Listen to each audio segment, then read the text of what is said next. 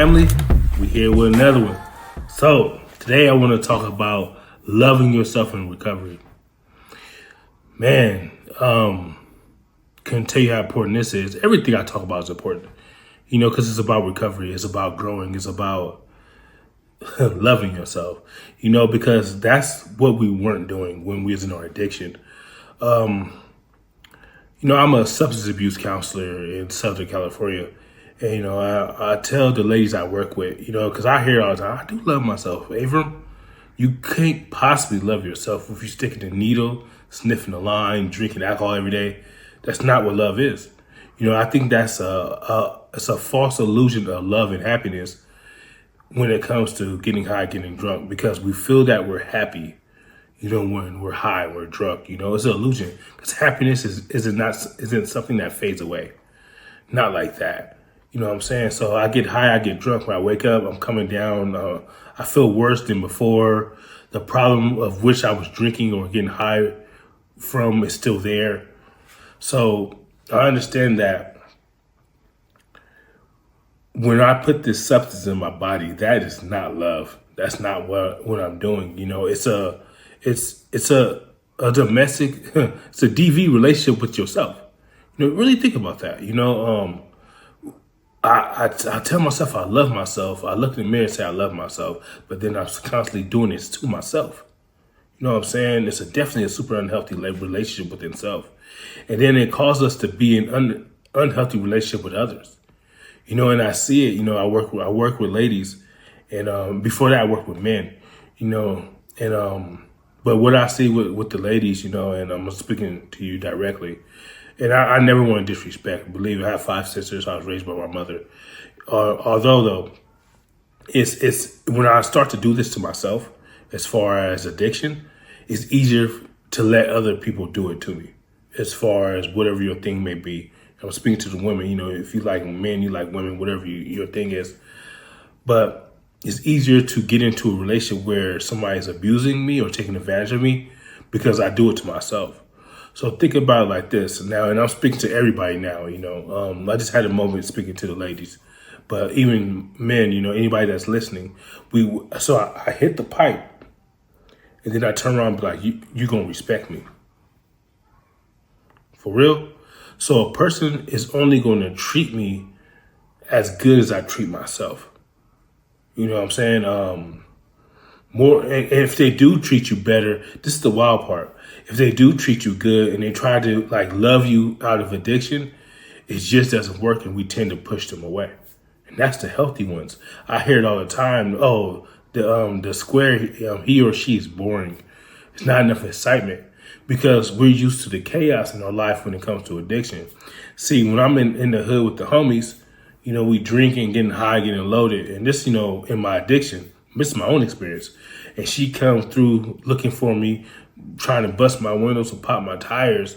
I'm mad. Oh, she out there tripping again. And da. But if she was to go bust another man's tires or windows, I'll be bad. Why are you busting his tires, his windows? You like him? You effing him or something? But think about how twisted that is. I'm mad because she decided to go bust somebody else's windows and tires. The toxicity is something that we're attracted to too. And it took me a while for me to even acknowledge that. See, the value I didn't see in myself is the value I look for in the women I decided to choose when I was in my addiction. And even in the beginning of my recovery, I see myself doing that too. Because if she doesn't have much as far as, okay, she stayed with her sister, she stayed with her mother, her family, whatever situation, she can't ask me to have a lot. And I felt that was easier for me, because the second a woman challenged me to be a man or a better man than I was wanting to be, I'll leave. I was a runner. I was never a cheater. I was a leaver. I'm out the door. Because then I'll say things, oh, she tripping, man. And then, and once again, I realized this in my recovery. I was about 2 years sober, and I'm falling in our relationships. These relationships last 2, 3, 4 months. Boom, boom, boom, boom. I mean, in 1 year, in 2, 3 months, like 5 different relationships. And I remember my sponsor was like, man, what's the common denominator in all these relationships? Abram, all these women can be bad.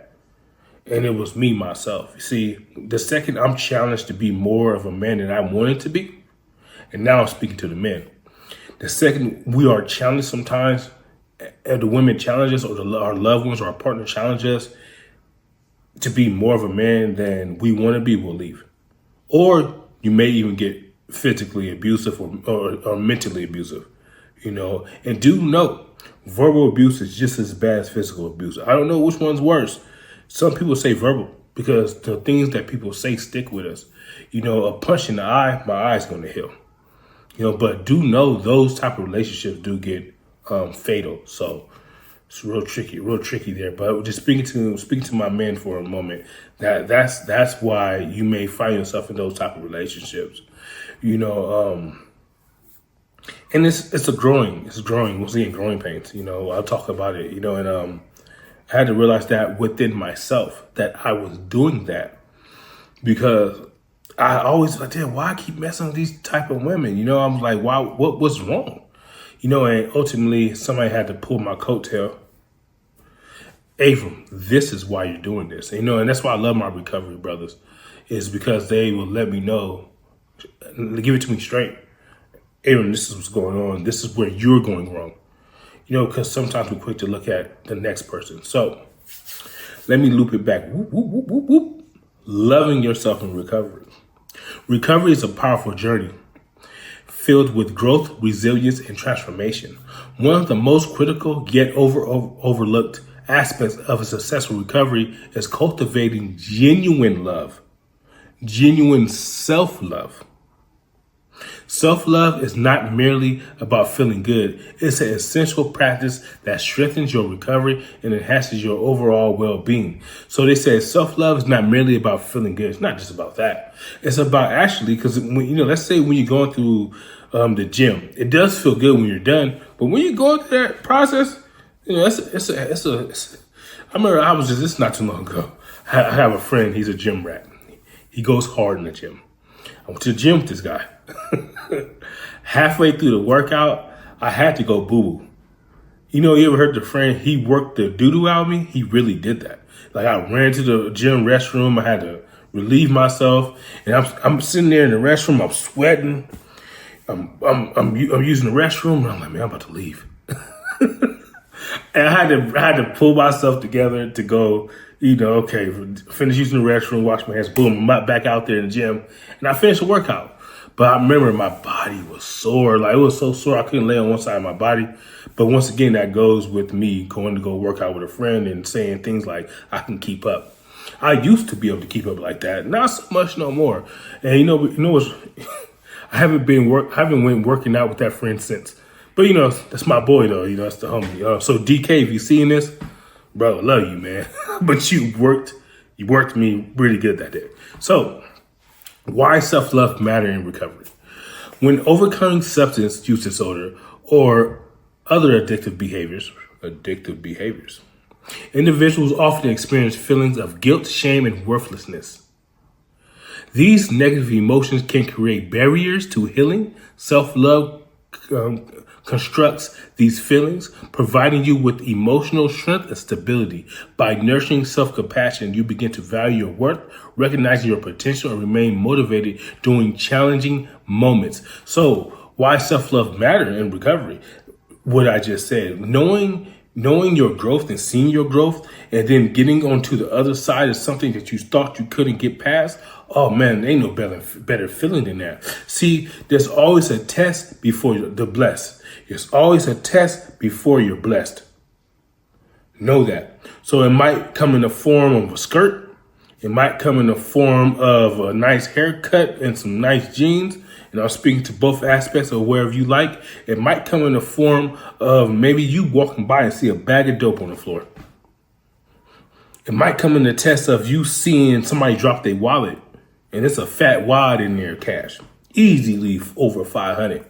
Or are you going to give that back to the person? Or are you going to take the money? And I believe these are the universal tests before you're blessed as far as the next stage or next level.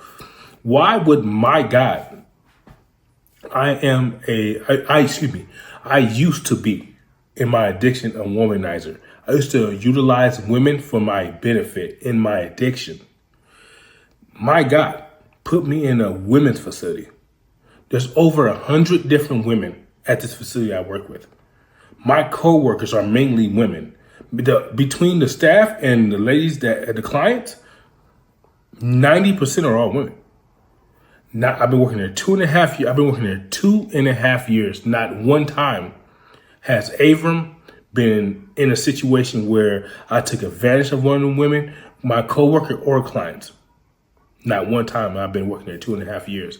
I understood the test. I understood not just the test. I understood the assignment that my God placed in my hands.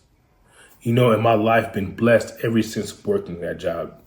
You know, so doing things like that, let's say I did mess with one of them ladies, there's a spiritual consequence to things that we don't see. See, we see the physical consequence, maybe even the mental consequence, but do you see the spiritual consequence to some of the things we do that's just out of line?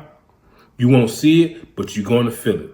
So just know that there's spiritual consequences to things, and one of those you already felt, and that's as far as addiction. Look where addiction took you. Think about who you were before.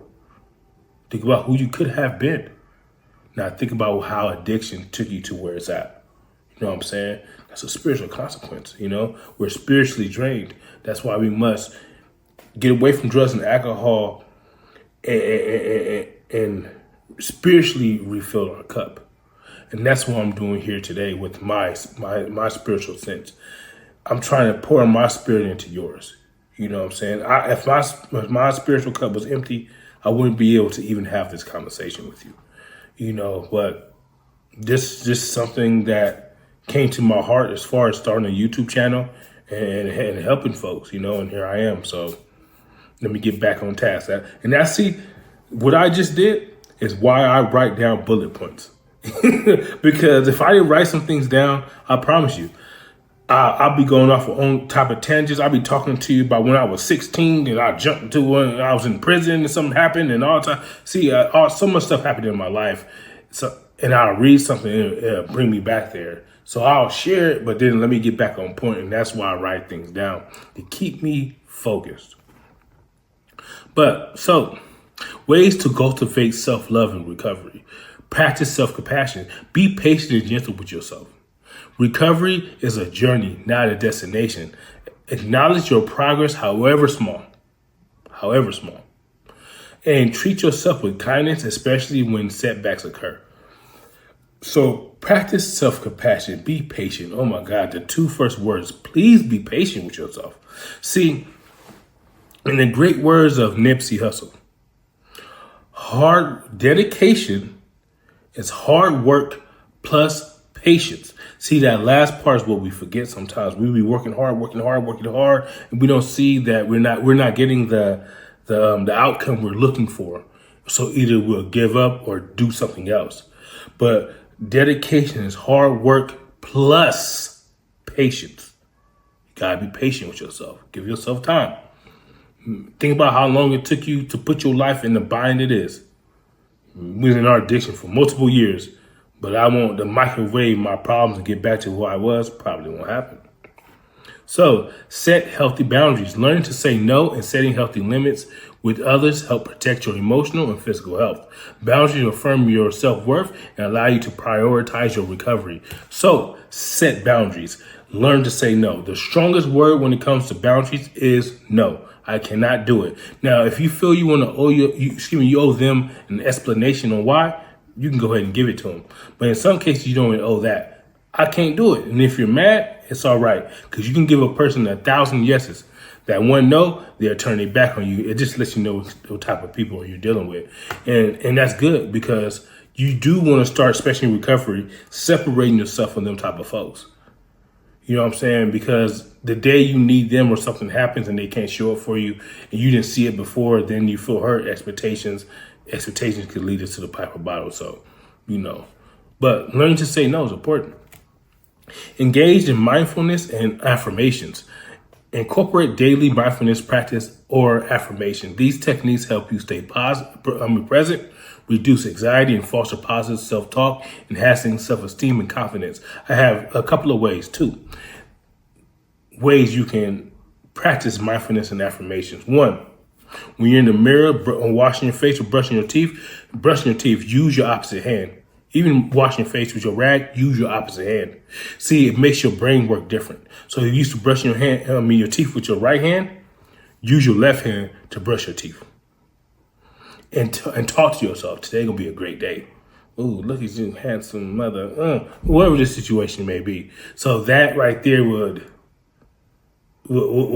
start to change your mind and start to align yourself differently. You know what I'm saying? And another one is write down 5 things you're grateful for. 5 things you're all the time grateful for. Keep them in your wallet, keep them in your purse.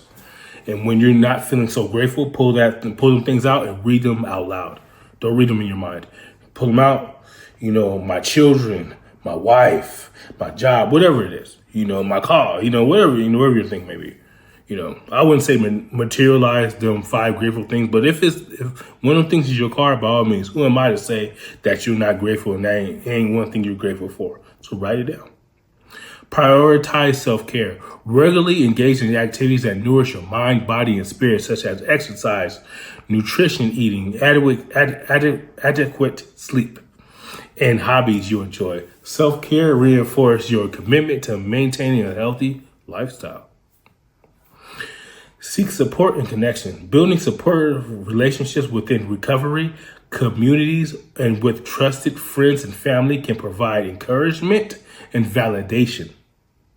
Surrounding yourself with positive influence strengthens your belief in your ability to recover. So, embracing self-love is the fundamental to suitable recovery.